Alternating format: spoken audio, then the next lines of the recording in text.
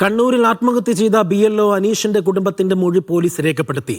ജോലിഭാരമാണ് ആത്മഹത്യയ്ക്ക് കാരണമെന്ന് സംശയിക്കുന്നതായി കുടുംബം മൊഴി നൽകി. അനീഷിന്റെ ഫോൺ പോലീസ് ശാസ്ത്രീയ പരിശോധനയ്ക്കായി അയച്ചു. ബിജീഷുണ്ട് വിവരങ്ങൾ നൽകാനായി. ബിജീഷ്, എപ്പോഴാണ് ഈ അന്വേഷണ സംഘം അവിടെ എത്തിയത്? മറ്റു വിശദാംശങ്ങൾ. ഇന്നാണ് പെരിങ്ങോം എസ്ഐയുടെ നേതൃത്വത്തിലുള്ള അന്വേഷണ സംഘം അനീഷ് ജോർജിന്റെ ഏറ്റുമുടുക്കിയിലെ വീട്ടിലെത്തിയത്.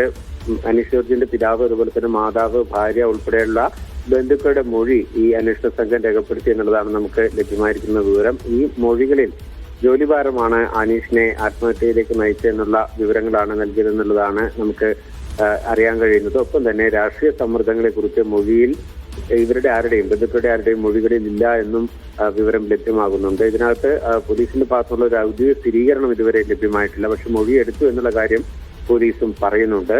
ഒപ്പം തന്നെ അനീഷിന്റെ ഫോൺ, അതായത് ഈ ഫോൺ കേന്ദ്രീകരിച്ചാണ് അനീഷ് വൈശാഖ് ഉൾപ്പെടെയുള്ളവരുമായി സംസാരിച്ചത്. മാത്രമല്ല അനീഷിന് നേരെ ഏതെങ്കിലും തരത്തിലുള്ള ഭീഷണി ഉണ്ടായിട്ടുണ്ടോ എന്നുള്ള കാര്യത്തിനകത്തും പരിശോധന നടത്തുന്നതിന് വേണ്ടി ആ ഫോൺ ഇപ്പോൾ പോലീസ് കസ്റ്റഡിയിലെടുത്തിട്ടുണ്ട്. ഒപ്പം തന്നെ അത് ഫോറൻസിക് പരിശോധന ഉൾപ്പെടെയുള്ളവ നടത്താനാണ് അന്വേഷണ സംഘത്തിന്റെ തീരുമാനം.